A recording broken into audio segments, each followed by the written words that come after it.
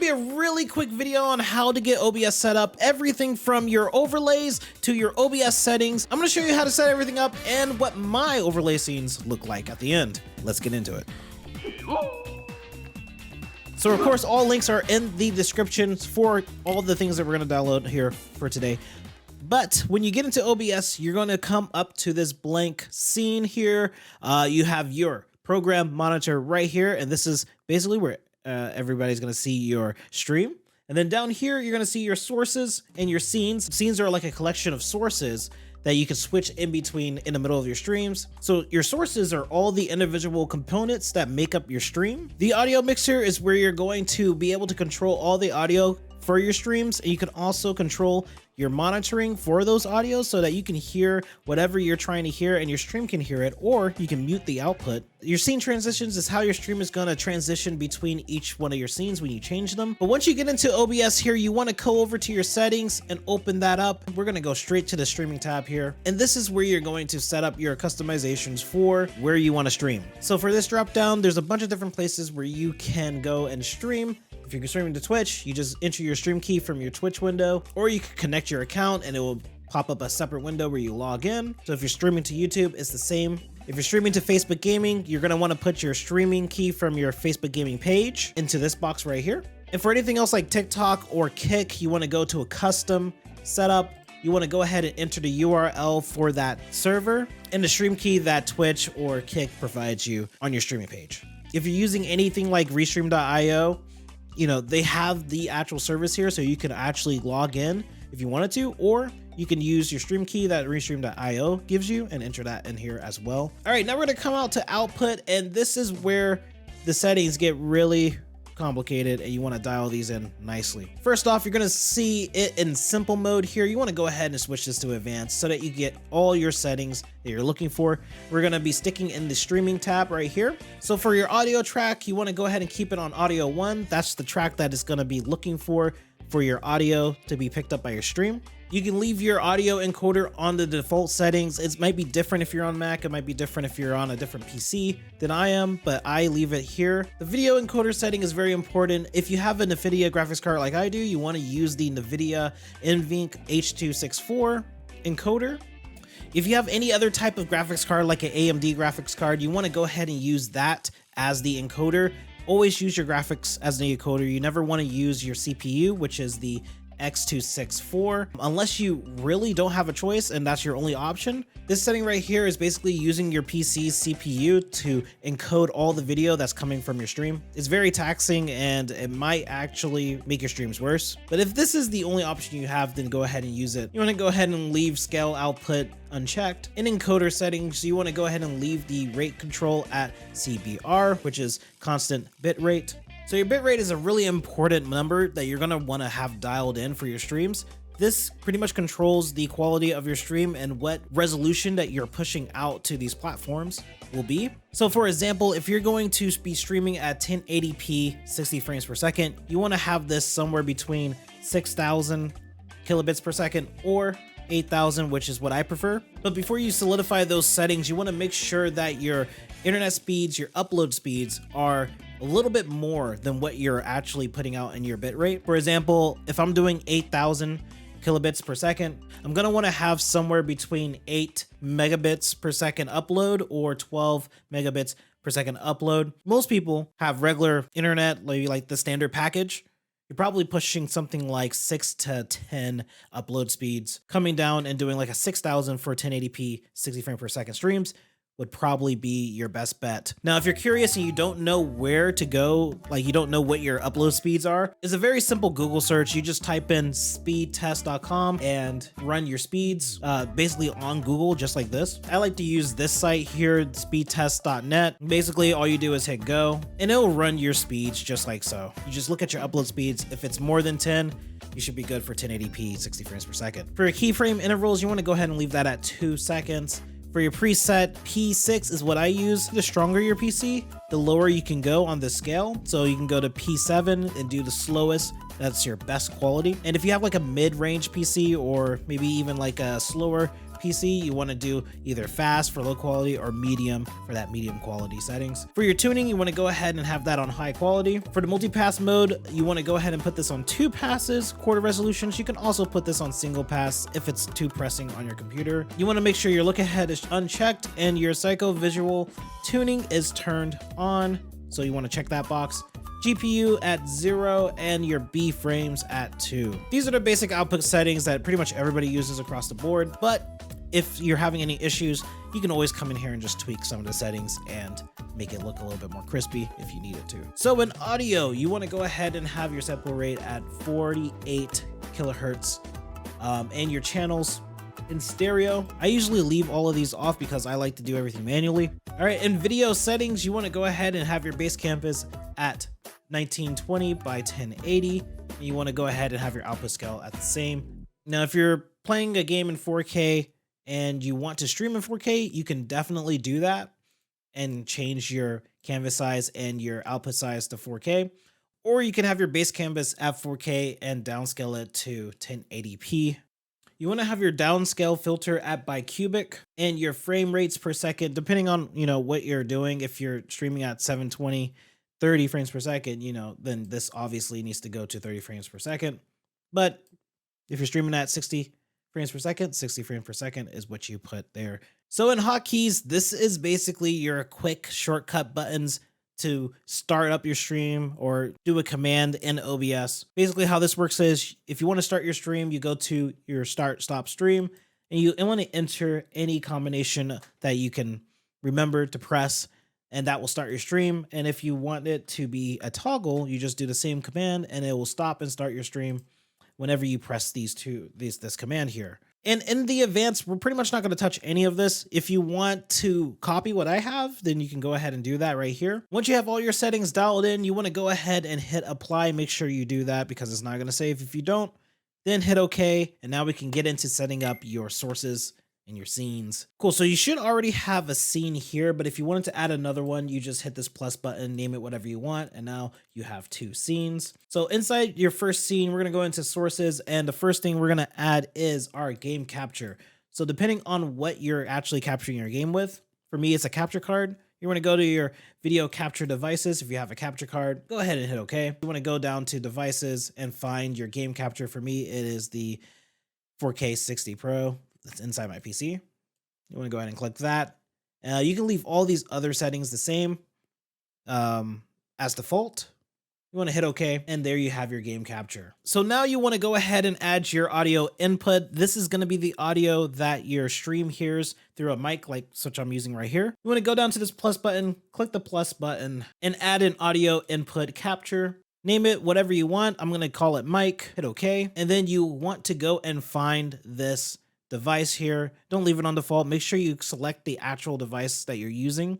For me, I'm going to put it on my Wavelink Sync stream because I am using an Elgato Wave and I'm using the software with all this customization for my audio so it sounds super crisp like that. I'm going to go ahead and hit OK.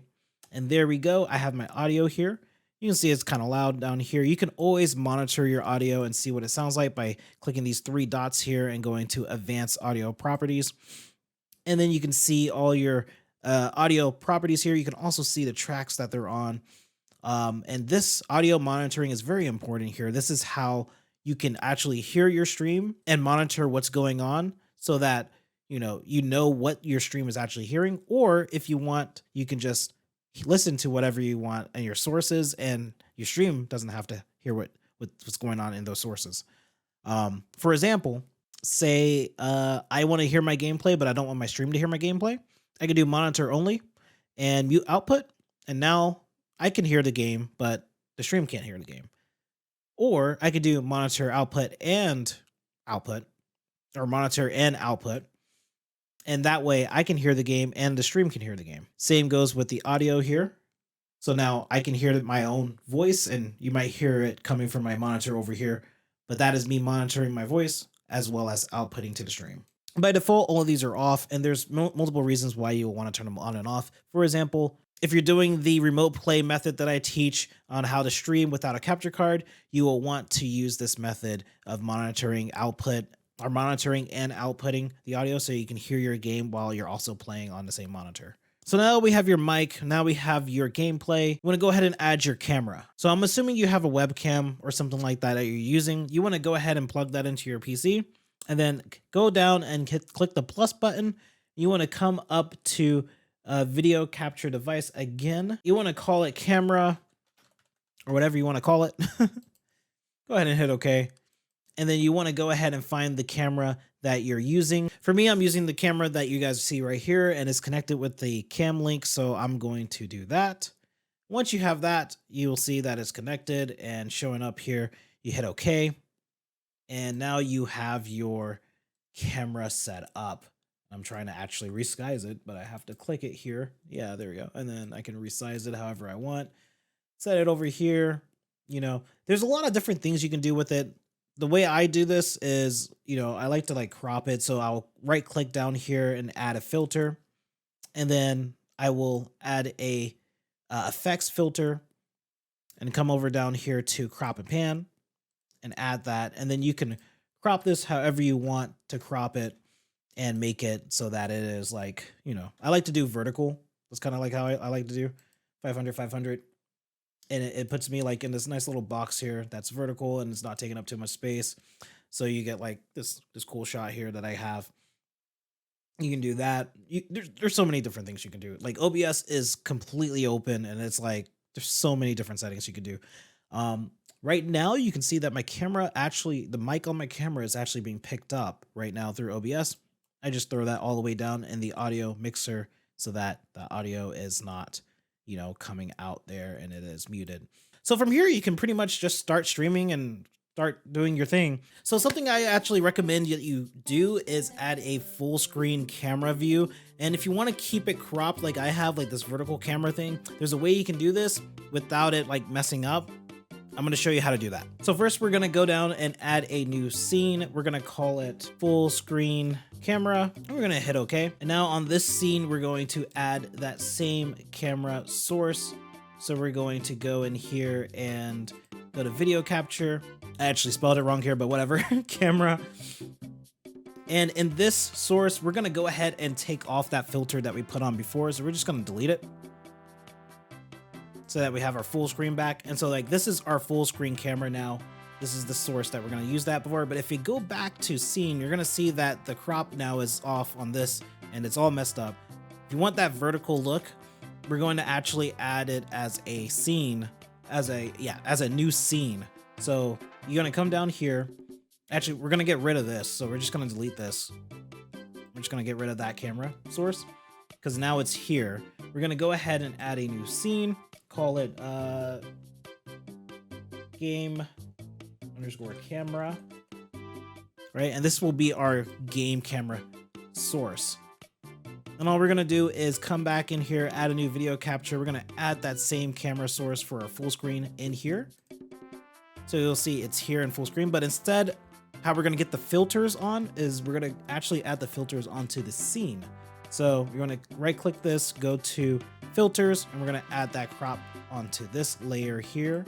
So you wanna go to crop pan, crop, and we're gonna put that 500 on here, and then we're gonna do another 500 on the other side.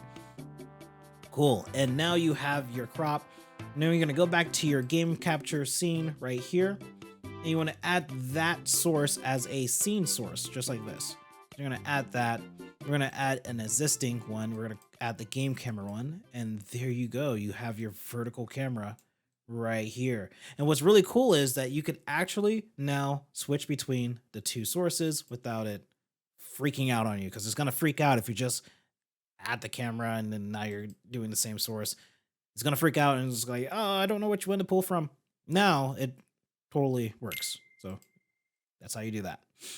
I recommend this full camera scene because, you know, sometimes you just want to talk to your chat and you just want to sit there and be like, hey, yo, guys, what's good? What's good? You want to be full screen. I'm going to actually show you guys what my actual streaming setup looks like in OBS and show you where I got all my stuff. So I'm going to actually switch over to that now by going over. I have like all of my scenes here, all of my different scene collections here saved. For my live streams, I click this and poof, there you go. I have my camera here in the corner, I have this little cool animated text or animated box that goes around, colors go around my camera here. I actually custom made that. When I get started, I have like this cool scene transition here that does this thing. Actually, this Harry Potter music is playing because I was playing Hogwarts Legacy. I was doing that stream when that came out. Anyways, and this is my starting student screen. So this is basically called an overlay and an overlay package pretty much. Where I get all my overlays is from Nerd or Die, but there's another place that you can get them. There's quite a few places actually you can get them. The one that I'm using for Nerd or Die is called Showdown, and it comes with a lot of different sources that you can use. A lot of animated sources, and also this cool little transition stinger that you can do. I actually custom made the soundtrack that goes on top of that that transition. That gets into it like it's a whole nother video, man. I would like to show you all of that stuff, but it literally is like a lot. Let me know if you're interested in seeing all that customization and how to customize, even like your stream packets that you get from like other places. But I have my gaming scene here. I can switch over and I have this kind of secondary custom setup where I have my full screen camera here, up here in this little box. That's really cool looking. I have my chat over here that you can see, and then the gameplay down there. So the game never stops getting played. You can always see, and I can like talk to chat or whatnot. I also have the full screen setup as well. The camera might look a little bit different because I actually do have a color correction on the camera. So that's what it looks like without the color correction. That's what it looks like with the color correction. A lot more vibrant, a lot more contrasty. Looks pretty sick to me. On all these scenes, you have your different, audio inputs.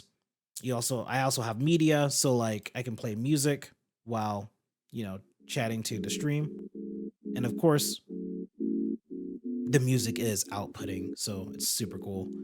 I can hear it, they can hear it. It's kind of loud. I'm gonna turn that back down.